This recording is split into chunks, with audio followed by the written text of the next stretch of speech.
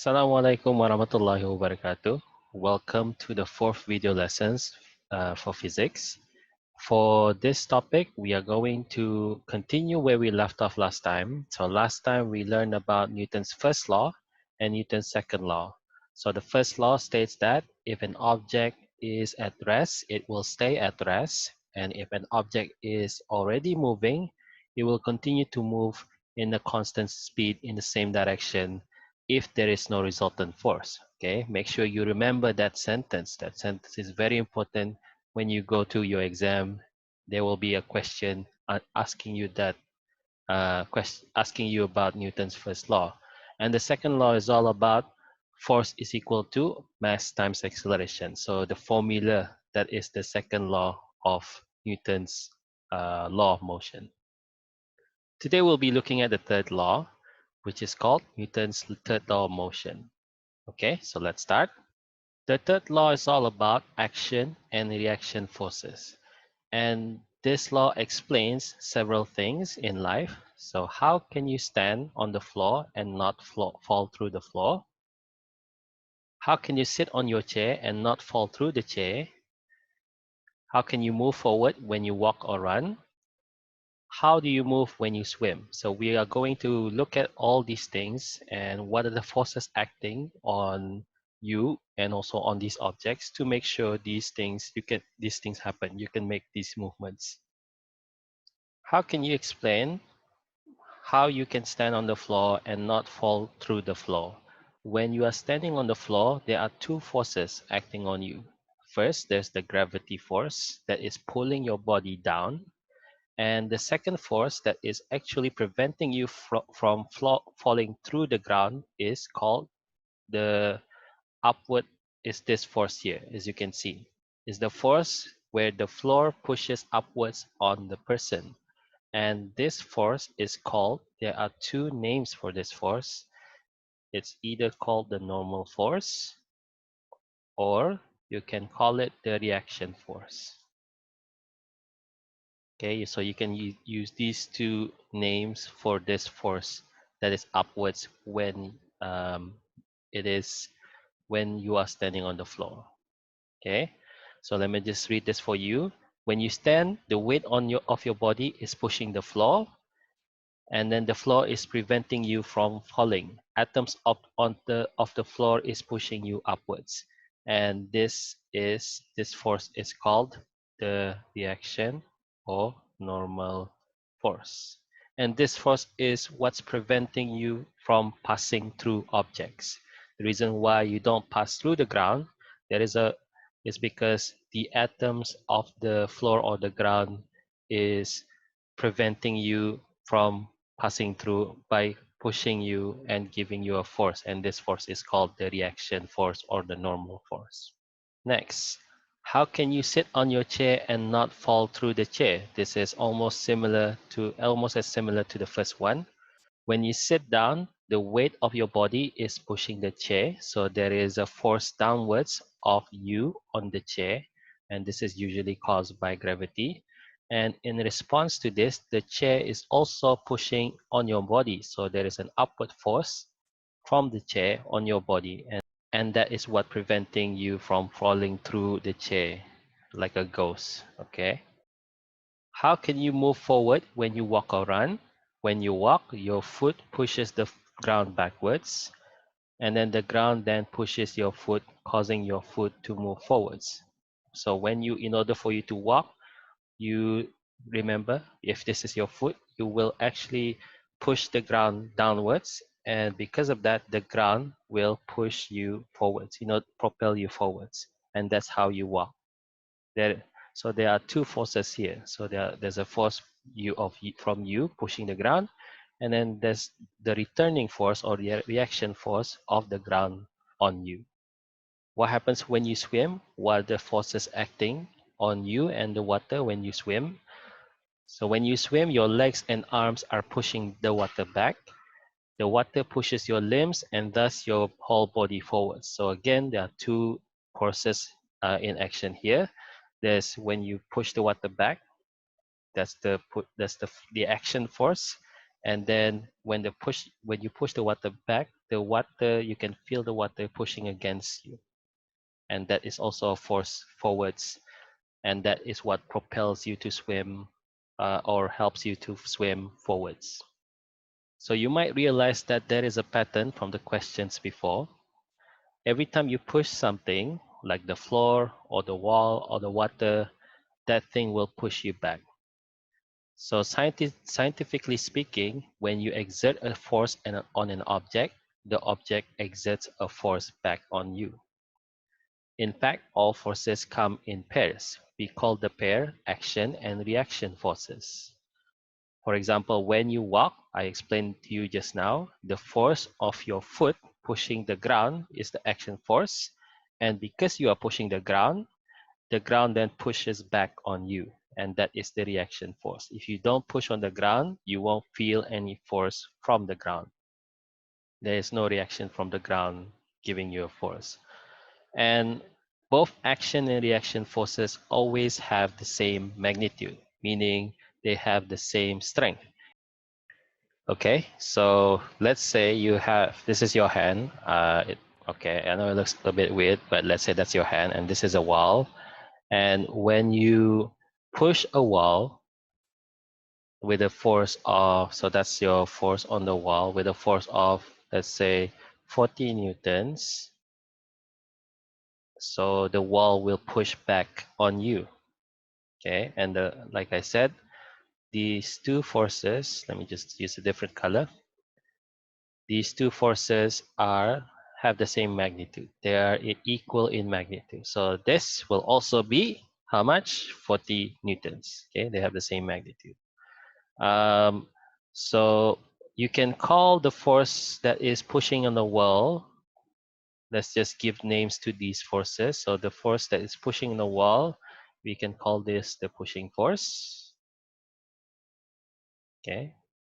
And usually when you give forces on surfaces like the wall or the table or the floor or any kind of surface, the name of the force is called okay, so I've explained this to you before. It's either called the normal force or the reaction force, because it only exists when there is an action, when there is a force on it, so it reacts by giving you back another force.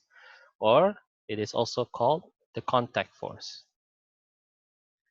Okay,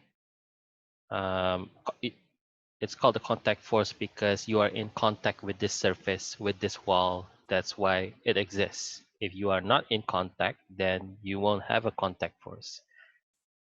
And a contact force is it's a type of reaction force. So, what is Newton's third law? Newton's third law of motion gives a simple but good explanation of this phenomenon. So, Newton's third law states that for every action, there is an equal and opposite reaction. What that means is when you push something, when you give a force to something, that thing will return back a force that is opposite direction and also equal in strength, so equal in magnitude. For example, let's say I have this hand, my left hand and my right hand. My right hand pushes a force of 50 newtons to the left, right? But because of that, my left hand is pushing a force of 50 newtons to the right, so equal and opposite.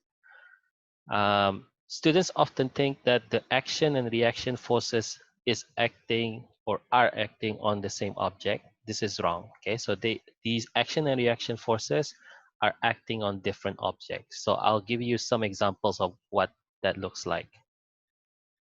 We are not going to do this part because this part is no longer important. So I'm just going to skip it. You can just leave this part blank in your notes. Okay. Also skipping this part here. Now we're going to draw forces acting on an object or a body, and these are often called free body diagrams. So according to Newton's third law, forces always occur in pairs, with one force acting on a body. So when we say body, that means either an object or an item. Okay, whatever that thing is, sometimes we just call it as a body. And an equal and opposite force acting on the other body.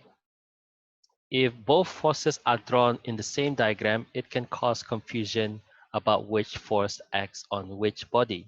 So a free body diagram shows forces acting on a single body only. I'll show you what that looks like. This is an example. Let's say you are standing on Earth. So this diagram is not to scale. So imagine you are standing on the ground. Okay, that's you and that's the Earth. And what do the forces look like in this case? So for the man or the human or you have a gravitational force pulling you down that is coming from the earth.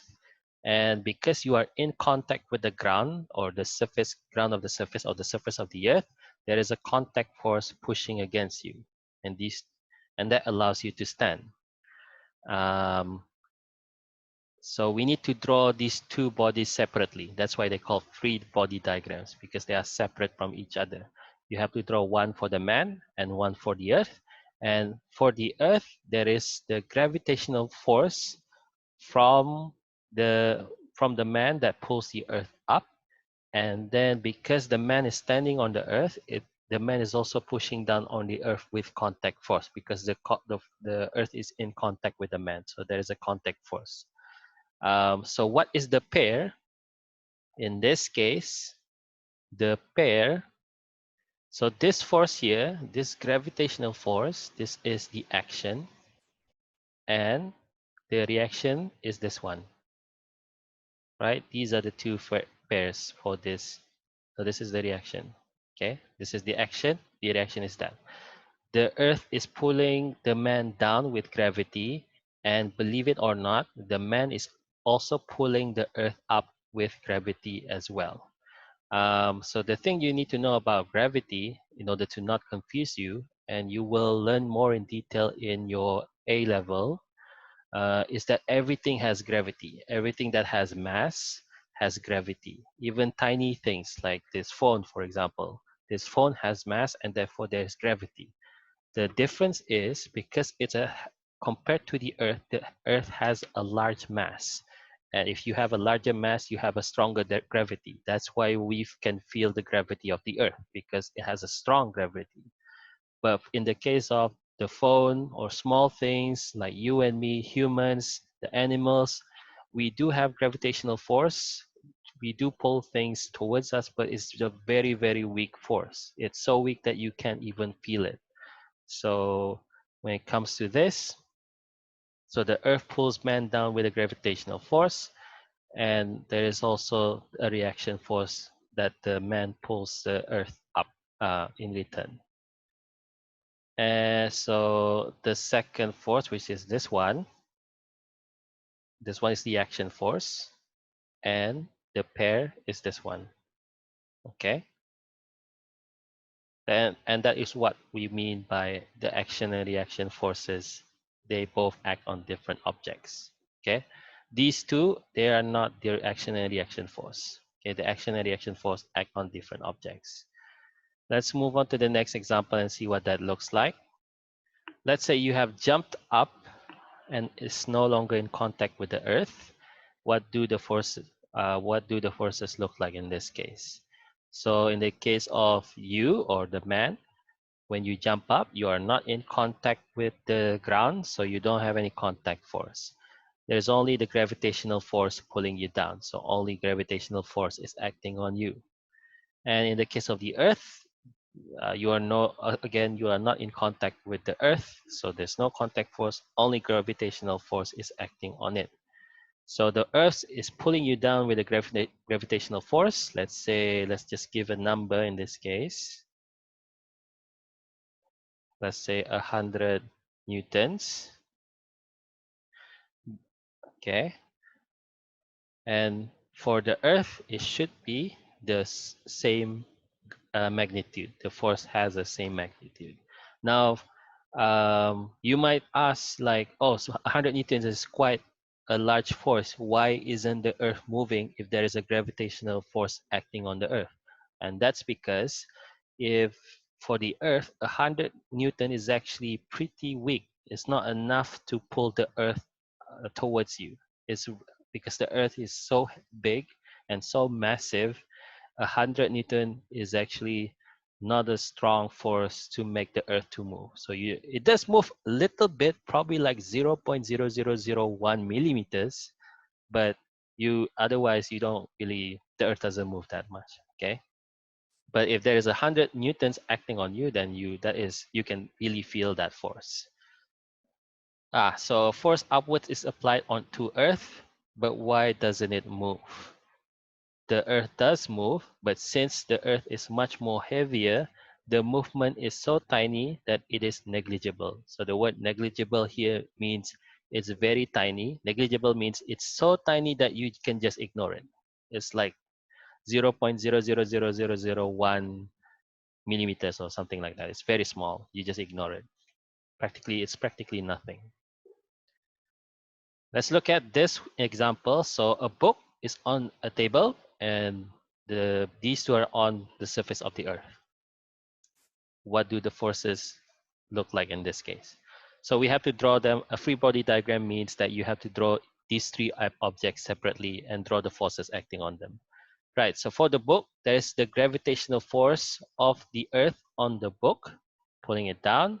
And because the book is in contact with the table, there is the contact force from the table. In the case of the table, because it's in the middle, so there are a lot more forces going on. So you have the contact force of the book on the table. You also have, because the table the table is also being pulled by gravity by the earth, from the earth. And also because the table is in contact with the earth's surface, there is also the contact force of the earth on the table. And then in the case of the table, you have contact forces of the table on the earth. So that is the one there. And then you have gravitational forces of the table and also the book on the earth. So two gravitational forces pulling on the earth. Okay, so when it comes to the action and reaction pairs, so I'll show you which ones are they. So for this one here, the pair is this one of the forces. So it's probably this one, okay? Let's just say it's this one. So this one that's the action and that's the reaction. For this one here, this is the action and the reaction is this one. Okay? And then for this one here, this is the action and the pair is this one. Okay? And of course, this is the action for the gravitational force of the earth on the table. And one of this is the reaction. Okay, it's a bit more complicated in this case, but the idea here is the action and reaction forces act on different objects. And that is the end of the lesson. It's quite a short one. So here's a summary. For every action, there is an equal and opposite reaction. Action and reaction forces act on different objects. And a free body diagram means that you need to show the forces that act on a single body. So in your exam, it will probably ask you to draw free body diagrams. So make sure you know how to draw them, and make sure you know how to name these forces: gravitational force, contact force, the tension, the weight, and so on. Okay. And I'll just stop there for today. Thank you for watching. I'll see you next time. Assalamualaikum warahmatullahi wabarakatuh.